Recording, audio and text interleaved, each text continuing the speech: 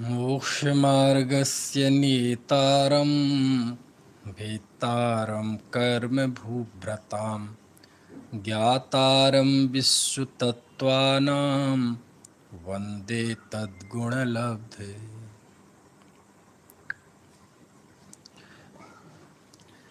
तत्वार्थ सूत्र 9वें सूत्र पर कल बात प्रारंभ हुई थी।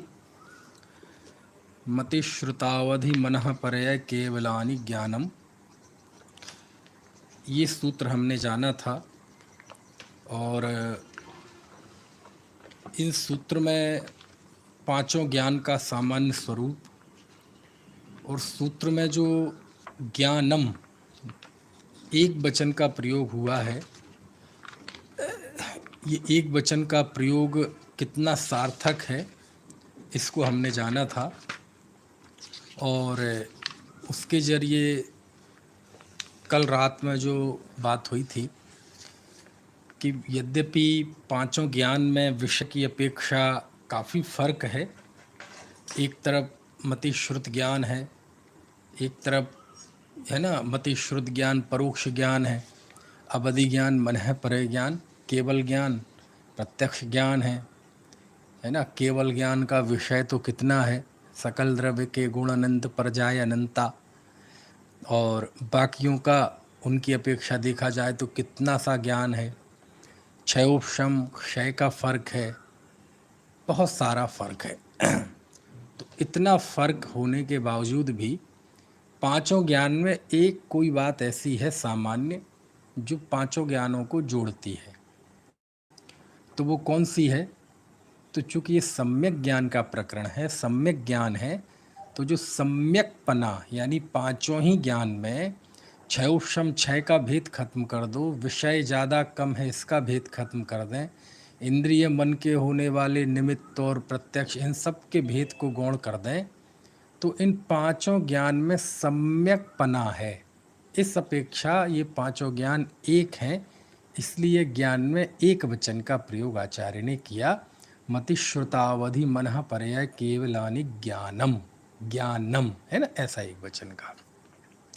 तो इसकी रात में कल बात हुई थी, तो वो इससे आपको एक उत्साह का भी भाव जागृत होता है कि कोई मान लीजिए पंचम काल है और पंचम काल में बहुत सारी निराशाजनक बातें भी होती हैं कि पंचम काल में मोक्ष नहीं होता।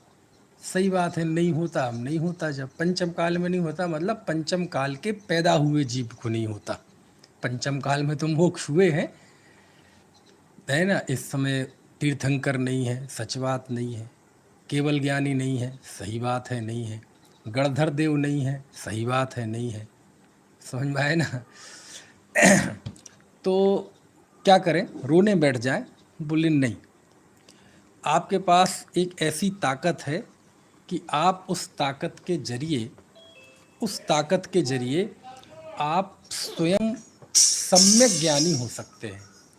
और केवल ज्ञानी, गणधर, इन सब में विषय की अपेक्षा फर्क हो सकता है, प्रत्यक्ष परोक्ष की अपेक्षा फर्क हो सकता है, लेकिन सम्यक पने की अपेक्षा फर्क नहीं है।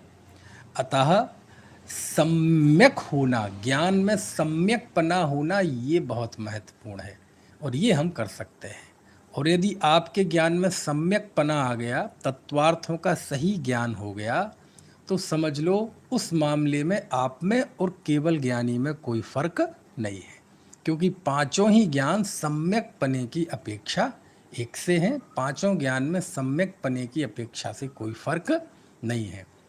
यदि कोई दुनिया में बिल्कुल दुनियादारी के मामले में बिल्कुल बुद्धू हो, आप देखो ना, जैसे हमारे यहाँ शिवभूति मुनि का उदाहरण आता है, और वो कुंद देव ने उदाहरण दिया है शिवभूति मुनि का भाव पाहुड़ में, अष्ट पाहुड़ में जो भाव पाहुड़, भाव पाहुड़ में शिव भूई उनको स्मरण किया है, तुस्मास घोषंतो।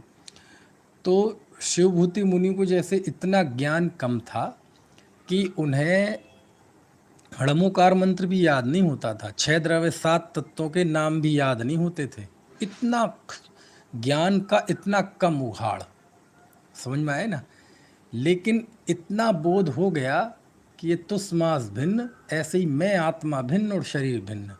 ये जो भेद ज्ञान हो गया और आत्मा में अपनत्व पने का ज्ञान और श्रद्धा हो गई, तो उस ज्ञान ने आठों कर्मों को नष्ट कर दिया। उस ज्ञान ने, वह ज्ञान फैलकर केवल ज्ञान बन गया। वह ज्ञान फैलकर, है ना, उसी ज्ञान में शुक्ल ध्यान हो गया। तो ज़्यादा जानने की कीमत नहीं है, सच्चा जानने की कीमत है। बहुत जानने की कीमत नहीं है ना, सही जानने की कीमत है। इसलिए कम जाने लेकिन प्रयोजनभूत जाने, और प्रयोजनभूत को बहुत ईमानदारी से जाने। क्यों? क्योंकि देखो कितनी बड़ी बात है, ज्ञानम एक वचन, क्योंकि सम्यकपना है उसमें, समझ में आए ना। और यदि वो सम्यक नहीं हुआ तो 11 अंगनों पूर्व का भी हो जाए तो वो अंत में निगोद में जाके अक्षर के अनंत में भाग बचता है। तो ये जो चीज़ है कि जानना, लेकिन कैसे जानना, प्रयोजनभूत जानना। प्रयोजनभूत यानी जो हमारे सुख की सिद्धि करे, जो हमें, है ना, अपने पराये की पहचान कराए, जो दुखी और सुखी होने के मार्ग का बोध कराए।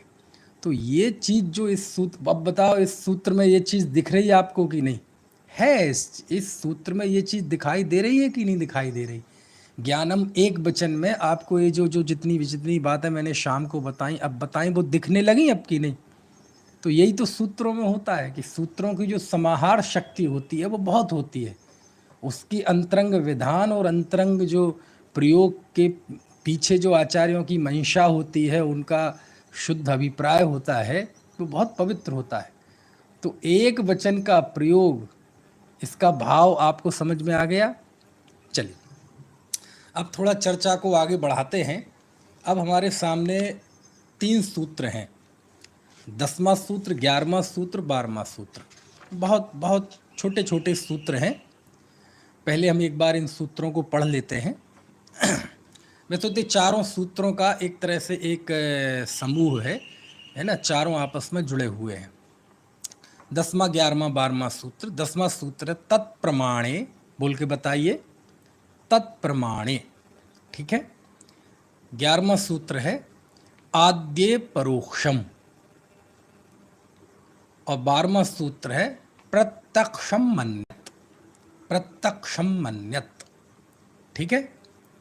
इस तरह से ये 3 सूत्र हैं, 10वां, 11वां, 12वां। और ये चारों का ही एक समूह मानना, भले हमने 9 में पहले पढ़ लिया। तो इस तरह ये 4 सूत्र हो गए। 9वें सूत्र के बाद जो 10वां सूत्र है तत्प्रमाणे। तत्प्रमाणे यानी तत् यानी 9वें सूत्र में जिनकी बात आई, मति श्रुत अवधि मनः पर्याय केवल ज्ञान, ये प्रमाण है, तत्प्रमाणे, ठीक है, वे प्रमाण हैं। और प्रमाण में भी कौन से वचन का प्रयोग किया? द्वितीया का। प्रमाणम प्रमाणे प्रमाणानि, तो द्वितीया का प्रयोग क्यों किया? तो अब ये कुछ आगे के सूत्र से यहाँ आपको अंडरस्टूड, यानी अब स्वतः समझना पड़ेगा कि चूंकि प्रमाण 2 माने गए हैं हमारे यहाँ, प्रत्यक्ष प्रमाण और परोक्ष प्रमाण, ठीक है। तो इसलिए यहाँ द्विवचन लिया, यानी ये 2 प्रमाण रूप हैं, ठीक है। तत्प्रमाणे 2 प्रमाण रूप है। तो 2 प्रमाण कौन कौन से हैं? एक प्रत्यक्ष और एक परोक्ष। तो फिर 11वां सूत्र आद्ये परोक्षम। आद्ये परोक्षम, आदि के 2 ज्ञान परोक्ष हैं, प्रत्यक्षम अन्यत, और अन्य यानी अब 2 के अलावा शेष जो 3 बचे अन्य, वो प्रत्यक्ष हैं, ठीक है। तो चारों सूत्रों का सम्मिलित अर्थ क्या हो गया? मति ज्ञान, श्रुत ज्ञान, अवधि ज्ञान, मनः पर्याय ज्ञान, केवल ज्ञान, ये सम्यक ज्ञान है, ये प्रमाण है। आदि के 2 ज्ञान परोक्ष प्रमाण है, और शेष 3 ज्ञान प्रत्यक्ष प्रमाण है। यानी ये जो मैंने 2-3 पंक्तियां बोली, ये 2-3 पंक्तियां इन 4 सूत्रों का अर्थ है, ठीक है। अब सबसे पहले हम ये 10वें सूत्र पर बात करते हैं कि आचार्य लिखते हैं तत्प्रमाणे, ये प्रमाण है, 2 प्रमाण रूप है ना। तो इस सूत्र की क्या सार्थकता है? तो इस सूत्र की बड़ी ज़बरदस्त सार्थकता है। सार्थकता इसमें है कि ये ही प्रमाण है, इसके अलावा और कोई प्रमाण नहीं है। तो इसके अलावा जो अन्य अज्ञान है ऐसे, जहाँ अन्य अन्य चीज़ों को प्रमाण माना गया है, उसकी निवृत्ति आचार्य ने तत्प्रमाणे लिखकर कर दी। क्यों? क्योंकि दुनिया में बहुतेरे जीव ऐसे हैं, कोई एक कोई प्रमाण मानता है। जैसे आपने चार वाकों का नाम सुना होगा, वो एक को ही प्रमाण मानते हैं। कोई दो को मानता है, जैसे बौद्ध हैं, प्रत्यक्ष और परोक्ष दो मानते हैं, लेकिन वहाँ अवधि ज्ञान, मनः पर्याय ज्ञान, केवल ज्ञान, इस तरह की व्याख्या नहीं है जो हमारे यहाँ है। कोई तीन को मानता है ना। दो मानने वाले वैशेषिक भी हैं, प्रत्यक्ष और अनुमान। सांख्य तीन मानते हैं, प्रत्यक्ष अनुमान आगम। नैयायिक चार मानते हैं, प्रत्यक्ष अनुमान उपमान शब्द। और एक जैमिनी तो छह मानते हैं, प्रत्यक्ष अनुमान उपमान शब्द अर्थापत्ति और अभाव। तो ऐसे प्रमाण का अर्थ यानी सही ज्ञान, सच्चा ज्ञान। तो कई कई दुनिया में जितने भी दर्शन हैं उसमें अलग अलग तरह से सच्चे ज्ञान माने गए हैं। हमारे यहाँ मतलब दार्शनिक जगत में जब भी किसी दर्शन, किसी भी धर्म, जैन दर्शन, बौद्ध दर्शन, सांख्य दर्शन, योग दर्शन, है ना, पतंजलि दर्शन, श्रोत दर्शन, गीता दर्शन, किसी भी दर्शन की जब हम बात करेंगे तो उसमें दो मीमांसा बहुत महत्वपूर्ण होती है। एक होती है प्रमाण मीमांसा और एक कहलाती है प्रमेय मीमांसा। प्रमाण मीमांसा का अर्थ होता है कि आपके दर्शन में ज्ञान का क्या स्वरूप है, और प्रमेय मीमांसा में आपके यहाँ ज्ञेय का क्या स्वरूप है। ठीक है ना। सरल भाषा में कहेंगे तो ज्ञान और ज्ञेय, और थोड़ी न्याय की भाषा में उसे ही हम कहेंगे प्रमाण और प्रमेय, है ना। तो आपके यहाँ प्रमाण और प्रमेय इन दोनों की, और यही कारण है कि आप देखो जो विश्वविद्यालय स्तर पर जब जैन दर्शन पढ़ाया जाता है तो वहाँ समय सार नहीं होता कोर्स में, वहाँ प्रवचन सार कोर्स में होता है। क्यों होता है? क्योंकि वहाँ पहले 92 गाथाओं में ज्ञान का स्वरूप बताया, और फिर 102 गाथाओं में, 108 गाथाओं में ज्ञेय का स्वरूप बताया। यानी एक है प्रमाण मीमांसा और एक है प्रमेय मीमांसा। और ये दो बिंदु यदि किसी दर्शन ने मजबूती के साथ स्थापित कर दिए, मतलब वो दर्शन स्थापित हो गया। क्यों? क्योंकि किसी भी दर्शन को स्थापित होने में, जैसे अभी हमने सूत्रों पे बात की थी ना, निर्देश, स्वामित्व और सत्संख्या आदि, तो एक प्रोफॉर्मा था कि किसी भी वस्तु को जानना हो तो निर्देश, सत्संख्या आदि इन बिंदुओं के माध्यम से आप उसे जानो। ऐसे ही दुनिया में जब भी कोई दर्शन स्थापित होता है तो कुछ बिंदु तय हैं कि इन बिंदुओं पे आपको अपनी मान्यता स्थापित करनी पड़ती है। मतलब वो भी एक केवाईसी भरा जाता है, एक तरह से आप समझ लो कि आपके यहाँ ज्ञान का स्वरूप क्या है, ज्ञेय का स्वरूप क्या है। इसके अंतर्गत आपके यहाँ पदार्थ की व्यवस्था क्या है, वस्तु के परिणमन की व्यवस्था क्या है, कारण कार्य व्यवस्था क्या है, आत्मा की क्या अवधारणा है, मोक्ष की क्या अवधारणा है, परलोक की क्या अवधारणा है ना, ज्ञान की क्या अवधारणा है, मोक्ष की क्या। तो ये सारी चीज़ें बिंदु पे आपका भले ही जो भी है, आपको इन सब बातों को स्पष्ट लिखना पड़ता है, तब आप जाके एक दर्शन की कसौटी पे, तब आपका रजिस्टर्ड होगा, लिस्टेड होगा कि हाँ आप एक कंप्लीट दर्शन है। तो ये जो अभी बात चल रही है हमारी, ये प्रमेय मीमांसा चल रही है। अभी जब हम अभी आगे आएंगे तो प्रमाण मीमांसा आएगी। जब हम 5वें अध्याय में सद्द्रव्य लक्षणम उत्पाद व द्रव्ययुक्तम सद गुण पर्याय व द्रव्यम, है ना, तो वो प्रमेय मीमांसा है। तो जब आचार्य कहते हैं कि देखो, हम पढ़ने वाले थोड़े शिथिल हो सकते हैं, ज्ञान में कम हो सकते हैं, लेकिन उमा स्वामी आचार्य तो उस दौर में तत्वार्थ सूत्र लिख रहे हैं, आज से लगभग 1900 साल पहले। और मैंने दूसरे व्याख्यान में ये बताया था, हालांकि वो YouTube से डिलीट हो गया था, अब वो अपलोड हो गया है। दूसरे व्याख्यान में मैंने बताया था कि तत्वार्थ सूत्र का जो इतना महत्व है हमारी जैन दर्शन की परंपरा में, आगम परंपरा में, कि पंडित फूलचंद जी उसे जैनियों का बाइबल, जैनियों का कुरान, जैनियों का गीता लिखते हैं। तो क्या कारण है इसका? तो उसके कुछ एक कारणों में मैंने सबसे पहला कारण यही बताया था कि जिस समय तत्वार्थ सूत्र लिखा गया था उस समय हमारा जो पुराना आगम था उसके पहले का सब प्राकृत भाषा में था, और प्राकृत उस समय की जन भाषा थी, और जन भाषा मतलब आम लोगों की भाषा, है ना।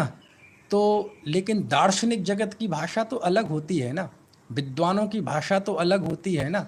तो पंडितों की भाषा तो उस समय संस्कृत थी, शिक्षा ज्ञान ध्यान संस्कृत में चलता था, समझ में आया।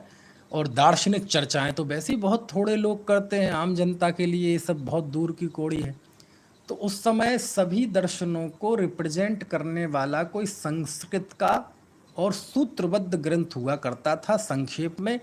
और कहीं भी किसी दर्शन को रिप्रेजेंट होना हो तो बोले देखो क्या है, बोले वैशेषिक दर्शन क्या है, बोले ये है कणाद सूत्र।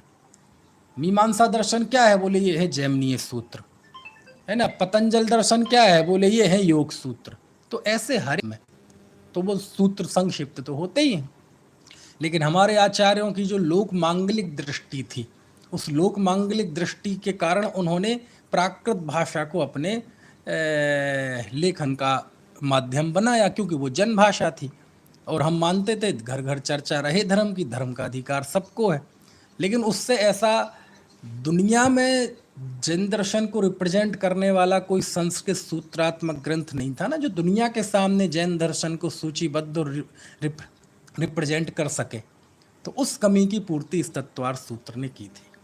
तो वो जब की गई तो उसके एक एक सूत्र में अपने स्वमत को उपस्थित करना और अज्ञानों की निवृत्ति, एकांतों की निवृत्ति, ये उसमें ये दोनों उद्देश्य अंडरस्टूड होते थे। और दोनों उद्देश्यों का मूल उद्देश्य तो ये है कि हमारे अंदर तत्व ज्ञान हो, हमारा तत्व ज्ञान निर्मल हो।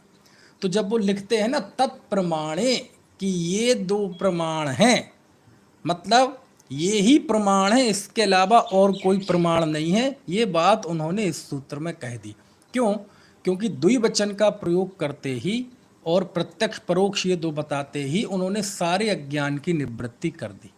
समझ में आया ना, ये इसमें है सब। और टीकाकारों ने खूब लिखा है, आप अकलंक देव के पास जाएंगे, है ना, विद्यानंदी आचार्य के पास जाएंगे, अन्य अन्य टीकाकारों के पास जाएंगे, तो उन्होंने इसका बहुत विवेचन किया है ना। तो अब देखो ना, जैसे चारवाक है, अब चारवाक ये मानता है कि केवल जो इंद्रिय ज्ञान है बस वो ही प्रमाण है, जो हम इंद्रियों के माध्यम से, इंद्रियों के जरिए से जो हम जानते हैं, आँखों से देखते हैं, कान से सुनते हैं, नाक से सूंघते हैं, जिह्वा से चखते हैं और अपनी स्पर्शन इंद्रिय से छूते हैं, है ना। तो ठंडा गरम, रूखा चिकना, कड़ा नरम, हल्का भारी, खट्टा मीठा, कड़वा कषायला, तीखा, गंध दुर्गंध, काला पीला, नीला लाल सफ़ेद। तो ये जो हमने इंद्रियों के जरिए से जाना, ये जो आँखों से हम देख रहे हैं, बोले ये जो इंद्रिय जन्य ज्ञान है बस ये ही प्रमाण है। इससे ही वो प्रत्यक्ष कहते हैं और इससे ही वो प्रमाण मानते, इसके अलावा और कुछ नहीं मानते। स्वर्ग नरक कुछ नहीं होता, क्यों? क्योंकि कहाँ है, दिखाई कहाँ देता है। भगवान नहीं होते, क्यों? कहाँ दिखाई देते, बताओ किसने देखे। आत्मा कुछ नहीं होता, अरूपी आत्मा, नित्य शाश्वत निरंजन परमानंद कुछ नहीं होता, सब झूठी बात है। क्यों? कहाँ है, दिखाओ। समझ में आती है बात? तो वो केवल प्रत्यक्ष को ही प्रमाण मान के चलता है। ऐसे एक एक करके कई कई संख्या तक प्रमाणों की, और इस पे बहुत इतने सैकड़ों हजारों पृष्ठ आचार्य ने लिखे हैं। प्रमाण दो ही हैं, प्रत्यक्ष और परोक्ष, इसके अलावा और कोई प्रमाण नहीं है। कुछ तो ऐसे हैं जो प्रमाण नहीं है, और बाकी जो इतने सारे प्रमाणों की लिस्ट बन गई वो प्रत्यक्ष और परोक्ष के अंतर्गत शामिल है। ऐसी सारी बातें आचार्य ने बहुत लंबी लंबी चर्चा करके लिखी है ना। खैर, तो ये मैंने क्यों बताया कि ये जो सूत्र है तत्प्रमाणे, वह दो प्रमाण रूप हैं। तो इससे किसकी निवृत्ति हो गई कि जो केवल मानता है कि एक ही प्रमाण है प्रत्यक्ष, उसकी भी निवृत्ति हो गई। जो प्रत्यक्ष परोक्ष के अलावा अन्य अन्य प्रमाण मानता है उसकी भी निवृत्ति हो गई, है ना। तो ये समस्त अज्ञान की निवृत्ति आचार्य ने तत्प्रमाणे सूत्र लिखकर कर दी। समझ में? बौद्ध भी मानते हैं दो प्रमाण, प्रत्यक्ष और परोक्ष, लेकिन नाम ये है, लेकिन उनका स्वरूप उनका अलग है ना। और इस मामले में तो हमारे यहाँ जो प्रमेय मीमांसा है, प्रमाण का स्वरूप, वो दुनिया में किसी से मैच नहीं कर सकता। क्यों नहीं कर सकता? क्योंकि इंद्रिय के द्वारा हम जो जान रहे हैं, अब दुनिया में कौन व्यक्ति ऐसा होगा जो ये मानेगा कि आँख, नाक, कान आदि के जरिए, आँख के जरिए जो हम प्रत्यक्ष देख रहे हैं, है ना, तो उसे तो सब प्रत्यक्ष कहते हैं। मान लीजिए कोई दर्शन ना जानता हो, लेकिन केवल भाषा के तौर पे हम देखेंगे तो भाषा के तौर पे हर एक आदमी इस्तेमाल करता है, अजी मैंने प्रत्यक्ष देखा, अरे जी मैंने साक्षात देखा, मैंने अपनी आँखों के सामने देखा, बोलते कि नहीं। और इतना ही नहीं, आप कोर्ट में जाइए, कचहरी में जाइए, तो प्रत्यक्ष, ये क्या कहते हैं, चश्मदीद, चश्मदीद बोलते हैं ना, चश्मदीद गवाह है जी ये सब। और मीडिया की भाषा में, पत्रकारिता की जगत में भी इसका इस्तेमाल होता है, प्रत्यक्षदर्शी। क्या बोलते हैं हम? प्रत्यक्षदर्शी। तो लोक में भी ये बिल्कुल प्रत्यक्ष, यानी आँखों से देखा, आँखों देखा, आँखों देखा, आँखों देखा। अब ये जैन दर्शन में ये केवल व्याख्या है कि वो आँखों से जो देखा हुआ है उसे परोक्ष कहती है, और प्रत्यक्ष किसे कहती है? जिसमें कोई आँखों, नाक, कान, किसी भी इंद्रिय की अपेक्षा ना हो, ऐसे ज्ञान को प्रत्यक्ष कहती है। समझ में आया ना? तो स्वाभाविक है कि ये लौकिक मान्यताओं से तो अब मैच खाने का ही नहीं, इसलिए लोक की तो छोड़ दो। अब वो चार वाक तो केवल इंद्रिय को प्रत्यक्ष मान के चलता है, तो उसके हिसाब से तो ना भूत है, ना भविष्य है, ना वर्तमान है, ना सुमेरु है, ना कुछ भी नहीं है। वो तो बिल्कुल जो दिखता है सो मानता है। समझ में आए ना? है ना? तो ऐसे चार वाक कहाँ रहते हैं? ऐसे चार वाक कोई नगर नहीं होते, कोई गांव शहर नहीं होते। हर एक व्यक्ति के अंदर एक चार वाक होता है, जो ये हर चीज में ये कहता है कि कहाँ है जी, दिखाओ जी, वो चार वाक है। आप लोग आत्मा आत्मा करते हैं, दिखाओ कहाँ है आत्मा, तो आप चार वाक हैं। कहाँ है स्वर्ग नरक, आप चार वाक हैं, है ना? तो इस तरह से, ठीक है। तो ये सूत्र का अर्थ हो गया तत्प्रमाणे। अब इसमें आद्य परोक्षम, आदि के दो ज्ञान परोक्ष ज्ञान हैं। कौन कौन से? मति ज्ञान और श्रुत ज्ञान, ये परोक्ष ज्ञान है। और प्रत्यक्षम मन्यत, और अन्य जो तीन ज्ञान है वो प्रत्यक्ष है। ठीक है। अब यहाँ प्रश्न खड़ा होता है कि ये प्रत्यक्ष क्या है, परोक्ष क्या है? तो सीधा सा अर्थ है, जो सीधा आत्मा से जाना जाए वो प्रत्यक्ष है, और जिसमें इंद्रियां आदि की सहायता हो वो परोक्ष ज्ञान है। ठीक है ना? है प्रत्यक्ष। अक्ष के दो अर्थ होते हैं, अक्ष का अर्थ इंद्रिय भी होता है और अक्ष का अर्थ आत्मा भी होता है। जब दुनिया में प्रत्यक्ष कहते हैं तो वहाँ अक्ष का अर्थ इंद्रिय लेते हैं, कि जो बिल्कुल इंद्रिय से सीधा जान रहे हैं, और इंद्रिय में भी केवल अक्ष मतलब आँख, क्योंकि अक्ष का अर्थ आँख भी होता है, होता कि नहीं? किसी का नाम होगा आप में से, हो सकता है मीनाक्षी, तो मीनाक्षी क्यों? वहाँ अक्ष मतलब आँख और मीन यानी मछली, तो मछली की तरह आँखों वाली, उसे हम क्या कहते हैं? मीनाक्षी। नाम निक्षेप है, हो सकता है मगरमच्छ जैसी हो लेकिन नाम निक्षेप ऐसा ही होता है। एक आँख वाले को कहते हैं एकाक्षी। एक बहुत बड़े विद्वान का नाम आता है अक्षपाद। अक्षपाद नाम सुना आपने? कहते हैं वो इतने ज़्यादा विद्या व्यसनी थे कि वो चलते थे ना, तो चलते चलते भी पढ़ा करते थे, तो कहीं भी टकरा जाते थे। तो एक बार देवी प्रसन्न हो गई, बोलता हो तुम्हें क्या वरदान चाहिए? बोले मेरे पैरों में भी आंखें लगा दो ताकि मैं जब चलूं तो गिरूं ना, ताकि मैं पढ़ता रहूं निर्विघ्न होकर। तो उस व्यक्ति, उन विद्वान का नाम पड़ गया अक्षपाद। समझ में आती है बात की नहीं? कि जिनके पैर में आंखें हैं। तो अक्ष मतलब आंख भी, अक्ष मतलब इंद्रिय भी, और अक्ष मतलब आत्मा भी। लोक में जब हम कहते हैं प्रत्यक्ष देखा, तो वहां अक्ष का अर्थ लेते हैं इन आंख, मतलब मैंने अपनी आंखों से देखा। दार्शनिक जगत में चार वाकों के यहाँ भी चले जाओ तो प्रत्यक्ष मतलब, तो वहां अक्ष का अर्थ हो गया इंद्रिय, आंख नहीं, नाक कान से भी जाना हुआ वो प्रत्यक्ष कहेंगे। क्यों? अब जो हमने जो वहाँ पे रख के चखा, तो कहते हैं हमने खुद चख के देखा, मैं खुद गवाह हूँ इसका, मैंने खुद अनुभव किया है। और जब जैन दर्शन में आते हैं तो अक्ष का अर्थ होता है आत्मा। अक्ष का अर्थ क्या होता है? आत्मा। इस प्रसंग में, हर जगह नहीं। अक्ष का अर्थ हिंदी भी हमारे यहाँ काफ़ी होता है खूब, जब इसे है ना। आप वो भजन पढ़ते हैं, देखो सरल प्रयोग बता दूं आपको। जब निज आत्म अनुभव आवे और कछु ना सुहावे, रस नीरस हो जाए तत्क्षण अक्ष विषय नहीं भावे। ये अक्ष विषय नहीं, तो वहाँ अक्ष का मतलब है इंद्रिय, इंद्रियों के विषय नहीं भाते हैं, है ना। खैर, तो प्रत्यक्ष जो आत्मा से हो वो प्रत्यक्ष है, और परोक्ष है ना, जो आत्मा जो पर के कारण से हो, पर के निमित्त से हो, इंद्रिय अथवा मन के निमित्त से जो होता है, जिस ज्ञान में इंद्रिय मन की अपेक्षा हो, और इतना ही नहीं, इंद्रिय मन के साथ साथ प्रकाश की भी अपेक्षा हो सकती है ना। दूरी और नज़दीकी का भी फर्क, ये सब गणित हो सकता है, तो वो ज्ञान कहलाता है परोक्ष। और इस दृष्टि से मति ज्ञान, श्रुत ज्ञान ये परोक्ष ज्ञान है, और अवधि ज्ञान, मन है पर्याय ज्ञान, और केवल ज्ञान ये प्रत्यक्ष ज्ञान है। क्योंकि मति ज्ञान में भी मन और इंद्रिय का निमित्त होता है, और केवल मन और इंद्रिय का ही निमित्त नहीं होता, और भी चीज़ों का निमित्त होता है।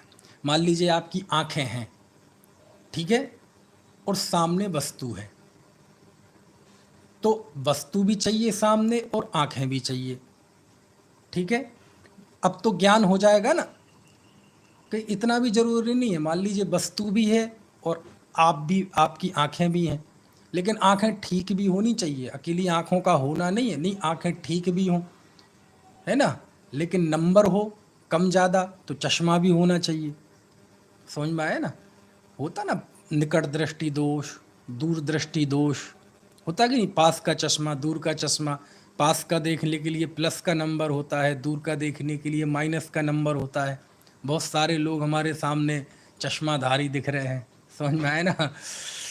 तो अब दूर की चीज़ देखना और पास का चश्मा लगा लो तो वस्तु भी है और आंखें भी हैं, लेकिन चश्मा गलत लगा लिया, तो ये हो गई ना पराधीन प्रवृत्ति। पंडित टोडरमल जी ने मोक्षमार्ग प्रकाशक में मति ज्ञान, श्रुत ज्ञान की पराधीन प्रवृत्ति का बड़ा अच्छा विश्लेषण किया है, बड़ा गजब का विश्लेषण, न्याय गर्भित और लौकिक उदाहरणों से, है ना। तो पास का चश्मा लग जाए तो दूर का दिखाई नहीं देगा। अब ये देखो अजब बात है कि वैसे सामान्य आँखों से थोड़ा थोड़ा सा दूर का दिख रहा है, लेकिन आप पास का चश्मा लगा लो तो वो भी नहीं दिखेगा। समझ में आया ना? हमारे जब हम छोटे में स्कूलों में पढ़ते थे, तो पढ़ते पढ़ते लोग बच्चे बीच में भाग लेते थे, तो हमारे गुरुजी बैठ जाते थे गेट के यहाँ कि हम देखें कौन भाग रहा है। तो दूर ही बैठते थे, एकदम गेट पे नहीं, गेट कीपर जैसे नहीं। तो उनको 2 चश्मे थे उनके पास, एक पास का और एक दूर का। जब पढ़ते थे तो पास का लगा लेते थे, और जब पढ़ते नहीं थे तो दूर का लगा लेते थे। अब तो आजकल एक में ही दोनों आने लगे। तो जैसे किसी बच्चों को भागना हो तो वो देखते थे कि गुरुजी क्या कर रहे हैं, और वो बच्चे पहचानने लगे थे कि कौन सा दूर का चश्मा है और कौन सा पास का। और उनने देखा कि गुरुजी पास का चश्मा लगाए हुए हैं, वो बच्चे दौड़ लगा देते थे। और जब तक वो चश्मा बदलते थे और तब तक बच्चे भाग लेते थे। तो कितनी पराधीनता है, मतलब समझ में आए ना? ये चश्मे वालों से पूछो ये चश्मा कितना बड़ा बोझ लगता है ना। कहीं सो रहे हो, अच्छी नींद आ रही हो, और नींद में आ रहा हो, ये चश्मे का क्या करें, अब चश्मा उतारे रखें कहाँ, इतने में नींद भाग जाती है। समझ में आए ना? अपने आप में बोझ, कहीं धक्का लगे गिर जाए। खैर, तो आंखें भी चाहिए, आंखें सही ना हो तो उसकी सपोर्टिंग का उस नंबर का चश्मा चाहिए, वो वस्तु चाहिए। वस्तु भी है, आंखें भी हैं, चश्मा भी है।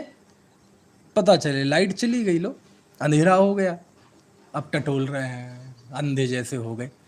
तो प्रकाश चाहिए, और प्रकाश भी हो, आंखें भी हो, चश्मा भी हो, वस्तु भी हो। लेकिन अब जैसे ये है, मान लीजिए ये पुस्तक है, ये यहाँ से तो मुझे समझ में आ रहा है कि ये तत्वार्थ सूत्र है। अब मान लीजिए बहुत दूर रख दें बहुत दूर रख दें, 50 फीट 100 फीट दूर रख दें, तो वस्तु भी है, आंखें भी हैं चश्मा भी है, प्रकाश भी है, तब भी हम समझ नहीं पाएंगे कौन सा शास्त्र है। तो उचित दूरी चाहिए, बहुत अधिक दूर ना हो। नहीं नहीं, इसे पास लाओ, लो आंखों में घुसेड़ लो ऐसे पास में, तो जान पाएंगे, तो भी नहीं जान पाएंगे। कितनी कंडीशंस हैं आप बताइए हमें। प्रकाश भी हो, वस्तु भी हो, आंखें भी हो, बीच में पर्दा आ जाए, तो भी नहीं जान पाएंगे। तो कितनी कंडीशंस हैं। आप देखो, आप ऊपर आसमान में देखते हैं, आपको एरोप्लेन दिखाई देता है। कितना होता है एरोप्लेन सीमा जी, कितना बड़ा होता है? अब होता तो बहुत बड़ा है, लेकिन आपको इतना सा छोटा सा दिखाई देता है, पिद्दी सा, खिलौने के जैसा। तो आंख तो कह रही है कि कितना है, बोले एरोप्लेन, तो आंख की पुतली तो कह रही है कि ये 1 फीट का है। अब आप मान लो ऐसा क्या होगा, समझ में आए ना। ऊपर जब हम 25-30 मंजिल जाके देखते हैं नीचे, तो ये जो बड़ी बड़ी कारें हैं, बसें, छोटे छोटे खिलौने से दिखाई देते। पटरियों को देखो तो पटरियां आगे मिली हुई दिखाई देती हैं, जबकि कभी नहीं मिलती वो, है ना। ये दिख रहा है कि ये आकाश और जमीन एक जाकर एक बिंदु पे मिल गए हैं, जिसे क्षितिज बोलते हैं। तो कहते हैं जो इंद्रिय ज्ञान की पराधीनता है, इंद्रिय के साथ ये जो कंडीशंस जुड़ी हुई है, तो आचार्य कहते हैं ये पराधीन है, अतः ये परोक्ष ज्ञान है। कौन सा ज्ञान है ये? परोक्ष ज्ञान है, ठीक है ना। और प्रत्यक्ष ज्ञान, बोले प्रत्यक्ष ज्ञान वो कहलाता है जिसमें इंद्रिय की जरूरत नहीं होती, जिसमें प्रकाश की जरूरत नहीं होती, है ना। वो कौन सा ज्ञान है? वो अवधि ज्ञान, मनःपरय ज्ञान, केवल ज्ञानी। अब जब अवधि ज्ञानी कोई जीव हो और उसे अवधि ज्ञान के द्वारा किसी वस्तु को जानना हो, तो वो वस्तु वर्तमान में हो नहीं हो कोई फर्क नहीं पड़ता, आंख नाक कान हो नहीं हो कोई फर्क नहीं पड़ता, प्रकाश हो नहीं हो कोई फर्क नहीं पड़ता, चश्मा हो नहीं हो कोई फर्क नहीं पड़ता, क्योंकि वो सीधे आत्मा से जानता है। बात समझ में आ रही कि नहीं? ज्ञान है और मति श्रुत ज्ञान, ये परोक्ष ज्ञान है, ठीक है। तो ये बहुत कंडीशंस बहुत हैं, बहुत अच्छी और भी दूसरी तरह की परिभाषाएं आई हैं। इसकी एक परिभाषा और आई है, विशदम प्रत्यक्षम। ये मुझे ध्यान आ रहा, परीक्षा मुख में है। प्रत्यक्ष ज्ञान किसे कहते हैं? विशद ज्ञान को प्रत्यक्ष ज्ञान कहते हैं, और अविशद ज्ञान को परोक्ष ज्ञान कहते हैं, है ना। तो अब उसकी भी व्याख्या है, कितनी व्याख्या करें। विशद यानी स्पष्ट ज्ञान, तो जो सीधा आत्मा से जानता है वो ज्ञान स्पष्ट होता है, और जो इंद्रिय आदि की मदद से जानते हैं उसमें उतनी स्पष्टता नहीं रहती, तो वो परोक्ष ज्ञान है, ठीक है। लेकिन जो है 100 में से 99 स्थानों पर आपको यही मिलेगा कि मन इंद्रिय आदि के माध्यम से होने वाला ज्ञान वो परोक्ष ज्ञान, और जो सीधे आत्मा से हो वो प्रत्यक्ष ज्ञान। तो इसे आप मुख्य रूप से ध्यान रखें, ठीक है। चलिए, अब यहाँ कोई प्रश्न कर सकता है कि हम जब और आगम में देखने जाते हैं, खास तौर से न्याय शास्त्र में, तो न्याय शास्त्र में एक नाम मिलता है साम व्यवहारिक प्रत्यक्ष। कौन सा नाम मिलता है? साम व्यवहारिक प्रत्यक्ष, है ना। और अध्यात्म शास्त्रों में जाते हैं तो वहाँ एक और नाम मिलता है स्वानुभव प्रत्यक्ष, स्वसंवेदन प्रत्यक्ष। ये क्या चीज है, समझ में आए ना। अब ये शब्द आ ही गए हैं, प्रत्यक्ष परोक्ष, तो आखिरकार हमें तो सब जगह से ऐसा जानना है ना कि किसी भी तरह से कोई आगम में पूर्वा पर विरोध ना दिखाई दे, क्योंकि आगम की ये एक कसौटी में एक ये बिंदु ये भी है कि पूर्वा पर विरोध नहीं होना चाहिए। तो शास्त्रों में तो मति ज्ञान श्रुत ज्ञान वाले जीव के ज्ञान को भी प्रत्यक्ष कहा गया है। कहाँ कहा गया है? न्याय शास्त्र में जाते हैं तो साम व्यवहारिक प्रत्यक्ष कहा है, और अध्यात्म शास्त्रों में जाते हैं तो स्वानुभव प्रत्यक्ष कहा है, और वो दोनों ही इस सूत्र के हिसाब से यहाँ परोक्ष ज्ञान है। अवधि ज्ञान, मनःपरय ज्ञान, केवल ज्ञान है, ये प्रत्यक्ष ज्ञान है, इसमें कहीं कोई शंका नहीं है, इसमें कहीं कोई पूर्वापर विरोध जैसा दिखाई भी नहीं देगा। लेकिन जिस मति ज्ञान श्रुत ज्ञान को आचार्य देव आपने परोक्ष कहा है, हमने दूसरे आगमों में न्याय शास्त्र में इसमें सामव्यवहारिक प्रत्यक्ष भी पड़ा है, इसमें स्वानुभव प्रत्यक्ष भी पड़ा है। बस ये और क्लियरिफिकेशन हो जाए तो हम आगे बढ़ जाए। प्रश्न समझ में आ गया मेरा? देखो क्या है कि न्याय शास्त्रों में प्रत्यक्ष के दो भेद किए हैं, है ना। न्याय शास्त्र मतलब कोई जैनेतरों के शास्त्र नहीं, हमारे ही शास्त्रों में, है ना।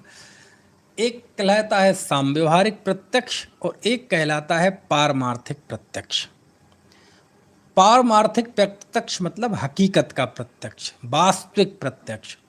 तो अवधि ज्ञान, मनःपर्य ज्ञान, केवल ज्ञान, इनको कहा है पारमार्थिक प्रत्यक्ष, जिसे यहाँ प्रत्यक्ष कहा है।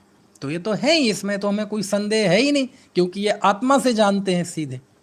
लेकिन साम व्यवहारिक प्रत्यक्ष, लोक में जिसे प्रत्यक्ष कहते हैं ना, हमने प्रत्यक्ष आंखों से देखा, तो इसको न्याय में भी साम व्यवहारिक प्रत्यक्ष कहा है। समझ में है ना, साम व्यवहारिक प्रत्यक्ष कहा है। ठीक है, तो कहते हैं ठीक है साम व्यवहारिक प्रत्यक्ष है, लेकिन यहाँ व्यवहार की बात नहीं है, यहाँ तो दो टूक बात चल रही है कि वो साम व्यवहारिक प्रत्यक्ष भी, है ना, पर की अपेक्षा होने के कारण वो परोक्ष है, तो उसे साम व्यवहारिक प्रत्यक्ष कहते हैं। लेकिन यदि वस्तुता देखा जाए तो वह परोक्ष है, इसलिए उससे कोई ऐसा विरोध नहीं है ना। साम व्यवहारिक है लोक में काम चलाने के लिए, है ना।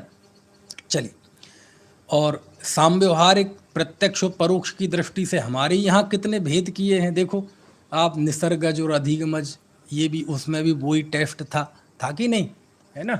ऐसे कई सारी बातें। दूसरा, अध्यात्म शास्त्रों में एक और नाम आता है स्वानुभव प्रत्यक्ष। ये तो सुना होगा आपने, कितने लोगों ने सुना है, जरा हाथ खड़े करके बताइए। हैं, हमारे भाइयों ने तो सुना ही है स्वानुभव प्रत्यक्ष। देवेंद्र जी आपने सुना है स्वानुभव प्रत्यक्ष? नहीं सुना, है ना। ये स्वानुभव प्रत्यक्ष क्या होता है प्रत्यक्ष। और ये स्वानुभव प्रत्यक्ष ऐसे जीव की चर्चा आई है, ऐसे जीव के संबंध में आई है बात जिसको प्रत्यक्ष ज्ञान है ही नहीं। अवधि ज्ञान, मनःपर्य ज्ञान, केवल ज्ञान, ये प्रत्यक्ष है ना। आप और हम में से किसी को है अवधि ज्ञान, मनःपर्य ज्ञान, केवल ज्ञान? नहीं है, तो प्रत्यक्ष ज्ञान तो है ही नहीं। तो हमारे जैसे जीवों को तो दो ही ज्ञान है, मति ज्ञान, श्रुत ज्ञान, ये परोक्ष ज्ञान है। लेकिन मति ज्ञान, श्रुत ज्ञान में ही एक ज्ञान ऐसा है जिसे प्रत्यक्ष कहा है अध्यात्म शास्त्रों में। अब वो कौन सा ज्ञान है? तो उसे नाम है स्पेशल स्वानुभव प्रत्यक्ष। अनेक जगह पे इसका विवेचन आया है, स्वानुभव प्रत्यक्ष। स्वानुभव प्रत्यक्ष मतलब कोई भी मति, भाई केवल ज्ञान तो 13वें गुण स्थान में जाके होता है, उसके पहले तक तो हमारा सारा ज्ञान मति ज्ञान, श्रुत ज्ञान ही काम में आता है। सम्यक्त्व की प्राप्ति इसी मति श्रुत ज्ञान के माध्यम से होती है, न केवल सम्यक दर्शन की, सम्यक ज्ञान की तो होगी क्योंकि ये ज्ञान है। सम्यक चारित्र के भी साधन यही मति श्रुत ज्ञान है। केवल ज्ञान तो हंसते खेलते का साथी है। जब हम सम्यक दृष्टि हो गए, ज्ञानी हो गए, बीतरागी हो गए, मोह का सत्ता से नाश कर दिया, तब जाके केवल ज्ञान होता है। तो केवल ज्ञान तो बिल्कुल हंसते खेलते का साथी है।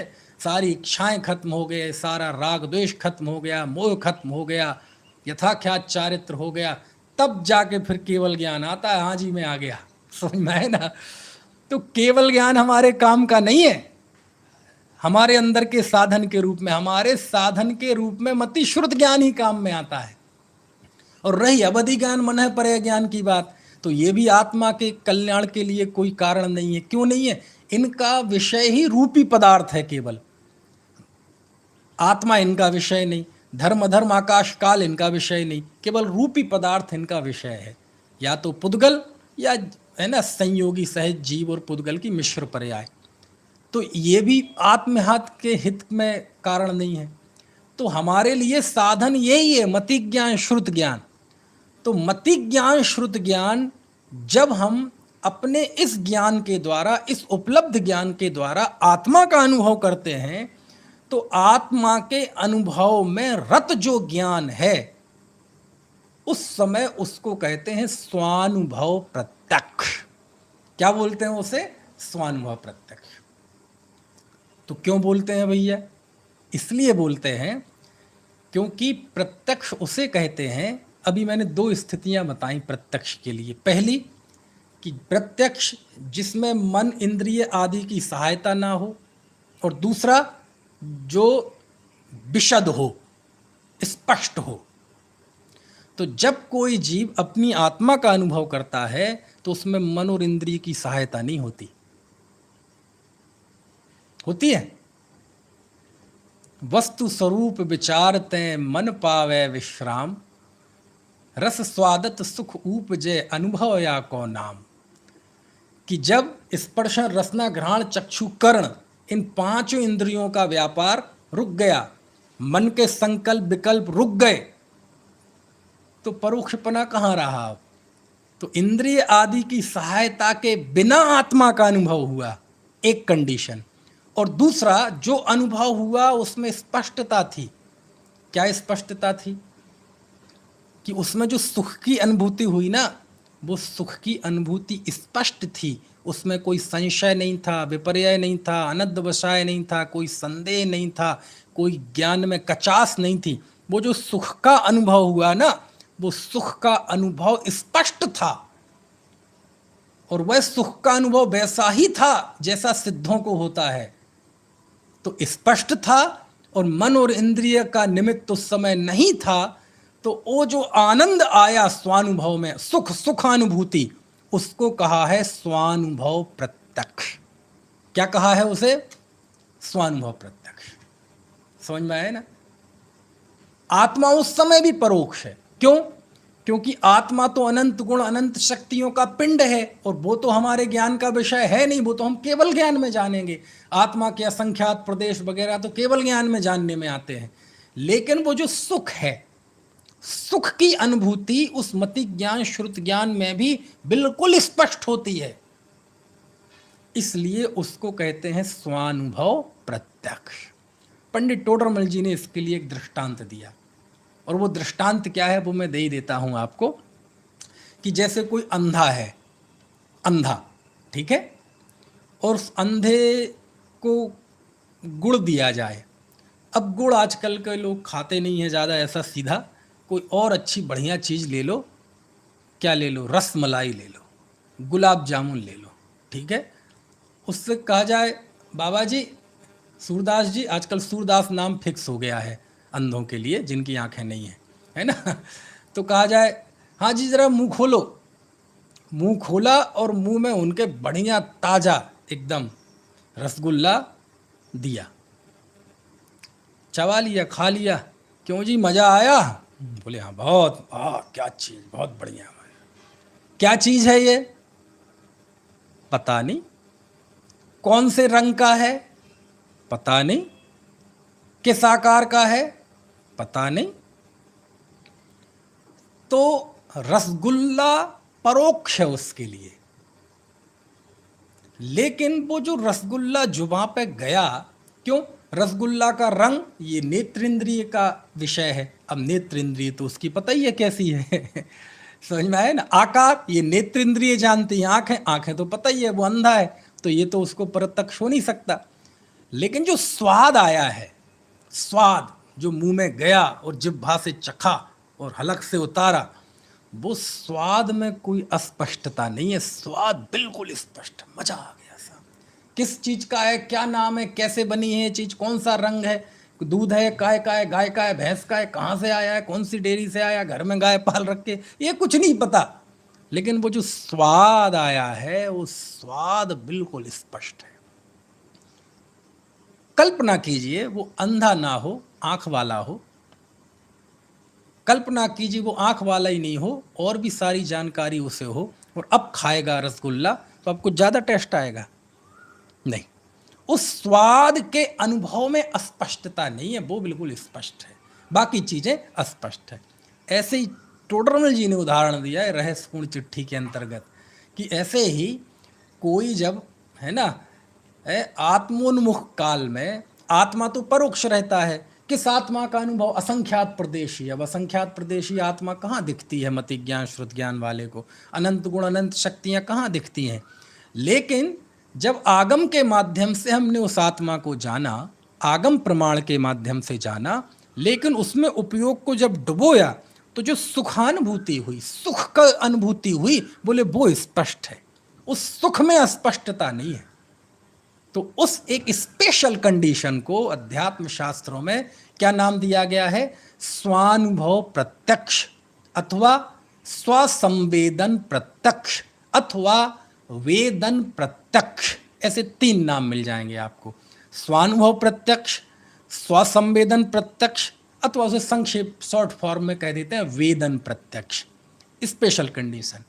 तो मति ज्ञान, श्रुत ज्ञान तो परोक्ष ज्ञान है, फिर उसको प्रत्यक्ष क्यों कहते हैं? कहते हैं उसमें कंडीशन कौन सी लागू हो रही, ना तो वहां मन और इंद्रिय का आलंबन है और ना उस सुख में अस्पष्टता है। समझ में आए ना? इसलिए वहां अध्यात्म शास्त्रों में जो कहा है वो बात सही है ना, उसमें कहीं कोई कमी नहीं है ना। और वैसे भी उस सुखानुभूति के काल में भी चूंकि आत्मा तो परोक्ष है। क्यों? क्योंकि आत्मा नाम का जो द्रव्य है वो द्रव्य तो प्रत्यक्ष केवल ज्ञानी के ही होता है, इसलिए उस अपेक्षा से वह परोक्ष है। बात केवल कितने की है? सुख। बात केवल कितने की है भाई साहब विनीत जी? केवल सुख। वो सुख वहां प्रत्यक्ष है, यानी उसका प्रयोजन उतने से ही सिद्ध हो गया। समझ में आया? क्यों? जे त्रिभुवन में जीव अनंत, सुख चाहे दुख तय भयवंत। तीनों लोक के जीव सुख चाहते हैं कि आत्मा चाहते हैं?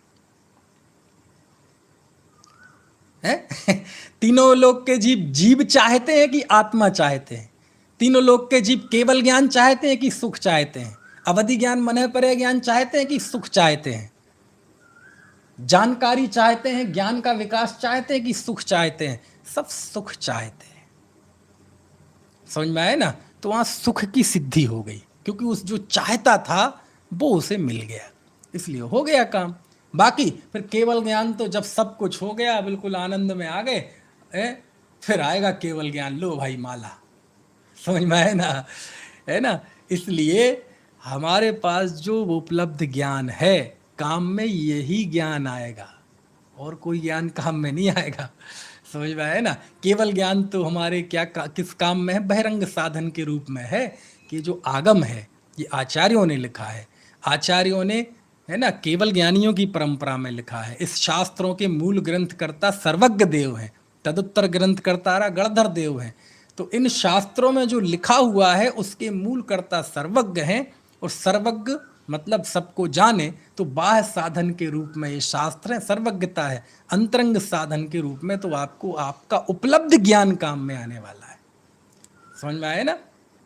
तो इस तरह से ये प्रारंभ के 2 ज्ञान परोक्ष ज्ञान है और शेष 3 ज्ञान प्रत्यक्ष ज्ञान है। परोक्ष ज्ञान की क्या कंडीशन है? जो इंद्रिय मन आदि के निमित्त से हो वो परोक्ष ज्ञान, और जो इनके बिना हो सीधे आत्मा से वो प्रत्यक्ष ज्ञान। एक और मैंने स्थिति बताई, जो स्पष्ट हो वो प्रत्यक्ष और जो अस्पष्ट हो वो परोक्ष। ठीक है? और एक फिर और पूर्वा पर विरोध ना आए आगम में, इसलिए क्या प्रश्न खड़ा किया कि शास्त्र में, न्याय के शास्त्रों में सामव्यवहारिक प्रत्यक्ष का कथन है, तो हाँ वो सामव्यवहारिक है, लेकिन यहाँ चूंकि वो व्यवहार की बात नहीं है इसलिए वो ठीक है। और दूसरा, अध्यात्म शास्त्रों में स्वानुभव प्रत्यक्ष की बात है, तो वो क्या है? तो बोले हाँ, वो चूंकि वहाँ सुख की अनुभूति स्पष्ट है, मन और इंद्रिय का निमित्त नहीं है, तो वो स्पेशल कंडीशन को हम स्वानुभव प्रत्यक्ष कहते हैं। लेकिन वो सुख आत्मा से अभेद है, और जीव आत्मा उस समय भी परोक्ष है, इसलिए उस दृष्टि से वो परोक्ष है। तो इस तरह सर्वत्र अनेकांतात्मक दृष्टिकोण से सब चीज़ों का विचार करना चाहिए। अभी का समय हो गया है, शेष बात शाम को करेंगे।